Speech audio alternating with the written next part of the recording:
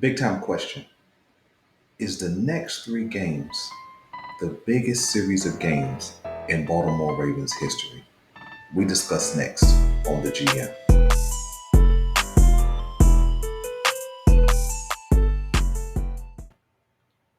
Hey, what's going on, guys? Welcome back to the GM. It is your guy, Boulanger, and up next on the GM, we pose the question: is this the most important three-game stretch in Baltimore Ravens history?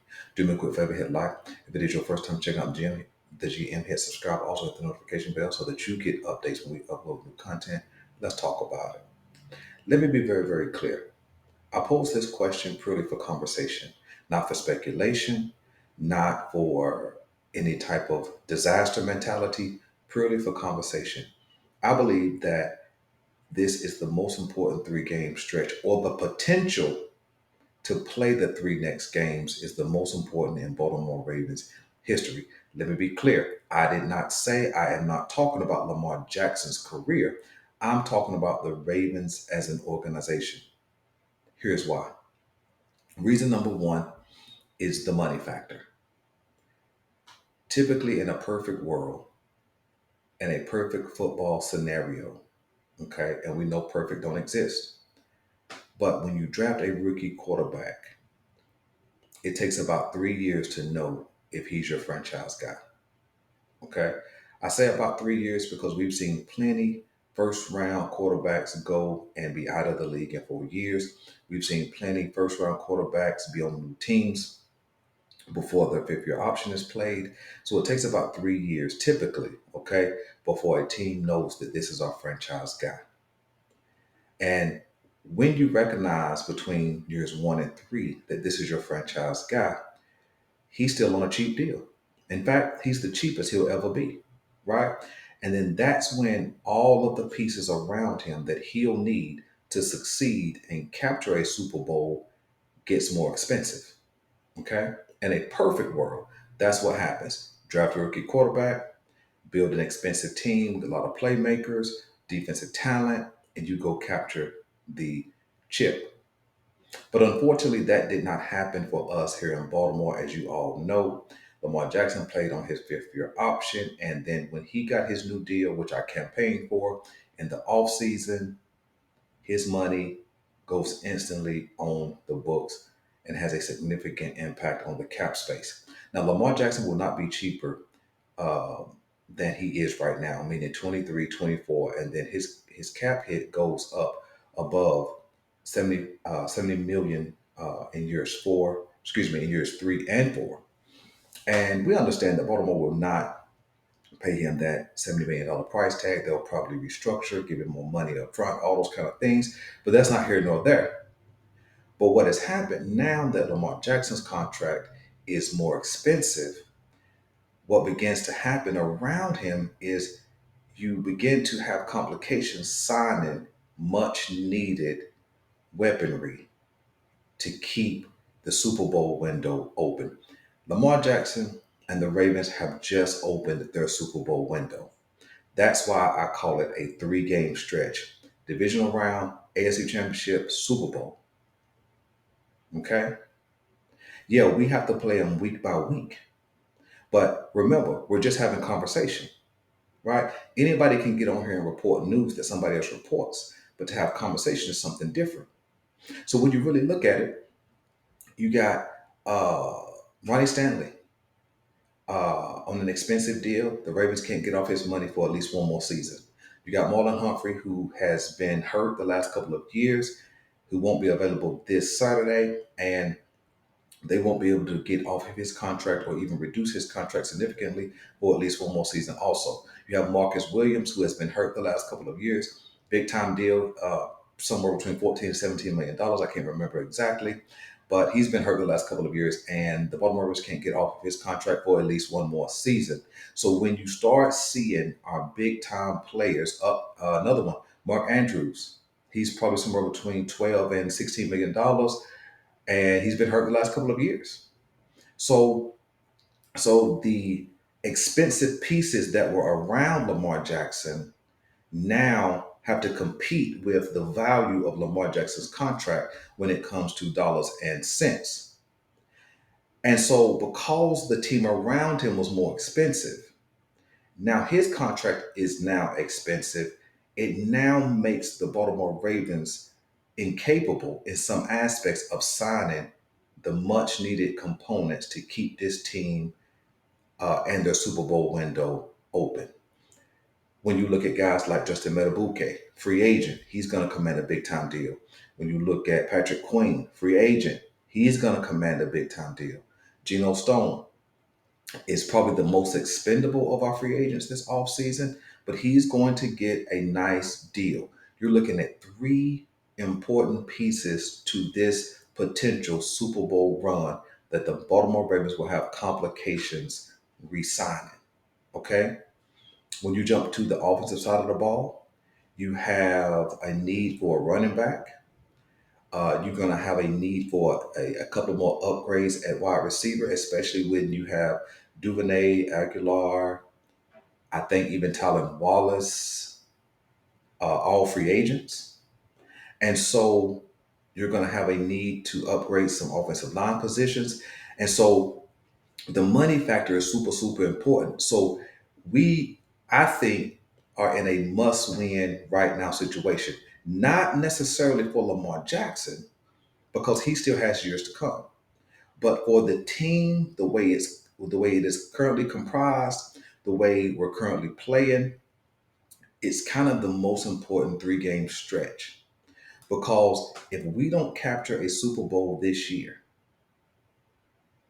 and then we can't re-sign and upgrade. One, we can't re-sign the needed free agents we need, and we can't upgrade in areas that we need: offensive tackle, both left and right, wide receiver.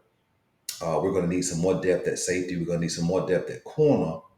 Then we may not have an opportunity to keep that Super Bowl window open if we don't have the money to do the things we need to do to keep this team together. Now, we certainly can pull off a Cleveland Browns type of move where they paid Deshaun Watson and they restructured his deal the next season in order to make cap space. I think Lamar Jackson will certainly be willing to do that, especially if he's able to get more money up front and they're going to give him some weapons.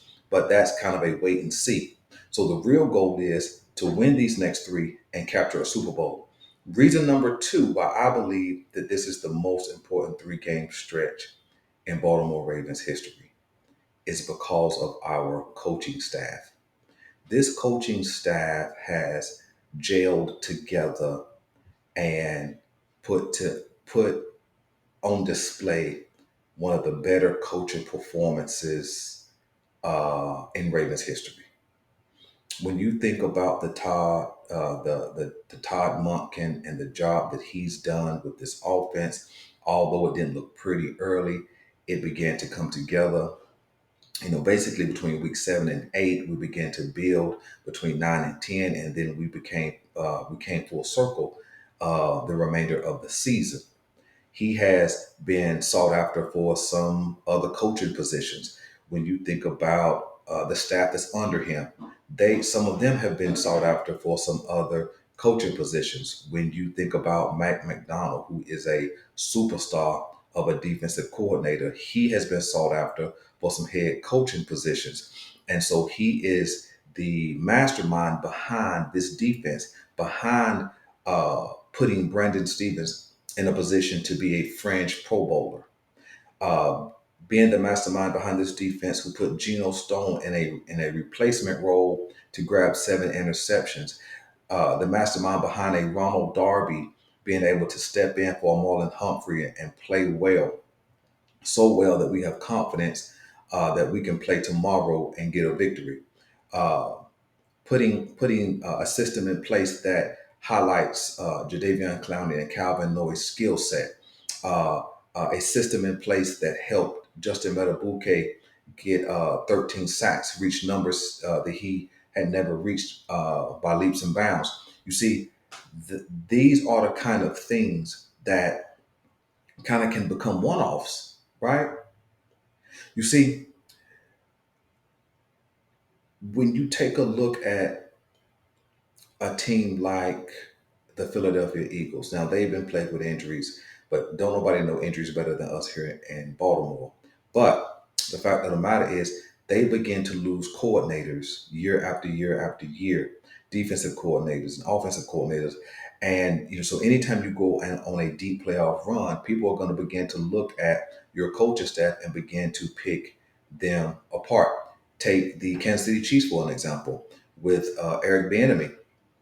He left and went to Washington this past season, and obviously did a good job because he had Sam Howell in a top five position passing at one point in the season. And so the Chiefs haven't looked the same offensively. Yeah, they got some wide receiver issues, but that's their issue. But I think Eric Bieniemy was a big part of that. So when you see pieces to a championship puzzle being picked apart, it kind of highlights why it's a must win now, because next year's team, especially when it comes to players and coaches, may not be the same. Reason number three, this is the rarest Baltimore Ravens opportunity to win a Super Bowl. We understand we have two under our belt already, a 2000 win and a 2012 win. But the truth is, nobody expected Trent Dilfer to lead the Baltimore Ravens to a Super Bowl. A team that was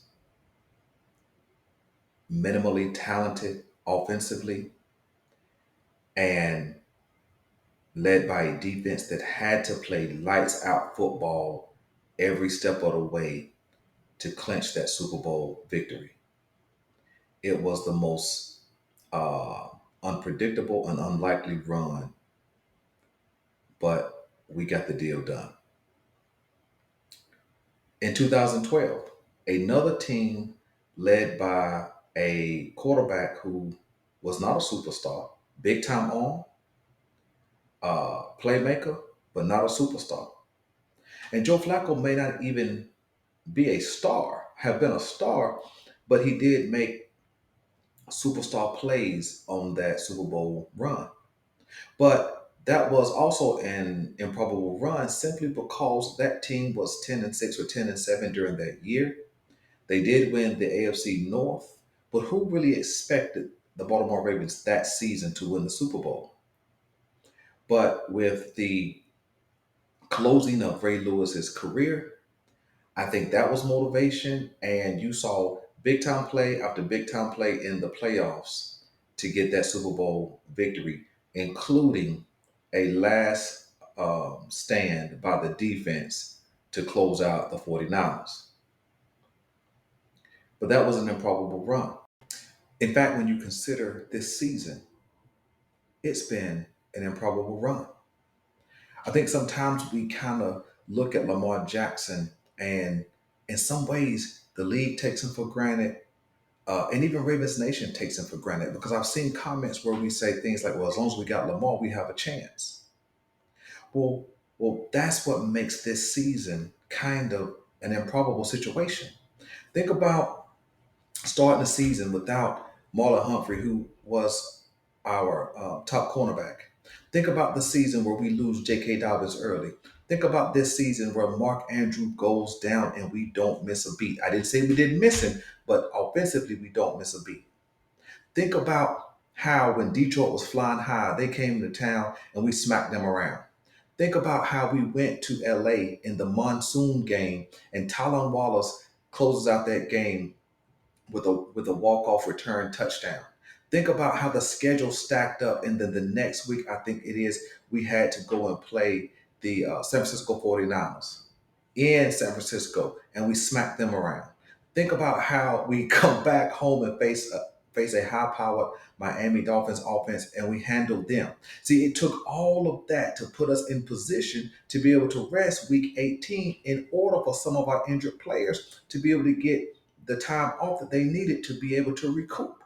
And all of that, the schemes Mike McDonald drew up, Todd Monken coming into town, a reset of the offense, where the offense looked sketchy early in the season and came together in late in the season. And we faced big time competition after big time competition, and we handled them all. And all of that leads up to this next 3 game stretch. For all of the reasons that I mentioned, plus I think we're in the right place, right time.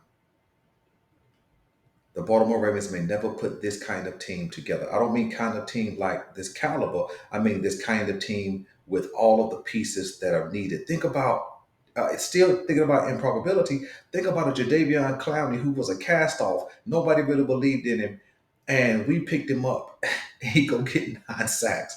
Think about a Cal Van Noy who's at home on the couch watching football. We go get him, and he comes in and have 9 sacks. Think about a Justin Metabuke who has a breakout season and go get 13 sacks. I mean, think about all of the improbability. Think about a Geno Stone who comes in replacement and gets 7 interceptions. Think about a Brandon Stevens who stepped up and became a really good cornerback. Think about everything that we've lost in personnel, and we still put ourselves in position to be right here, right now. I think that it is the most important stretch because we have all the momentum.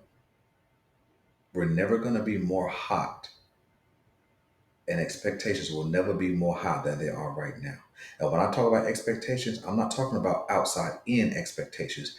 I'm talking about expectations in the locker room, expectations in the coaching room, expectations in the franchise, expectations in the fan base. I think this is next, the most important 3 games. Let me know what you guys want me to know. I'm your guy, Boulanger. This is the GM, and we're out.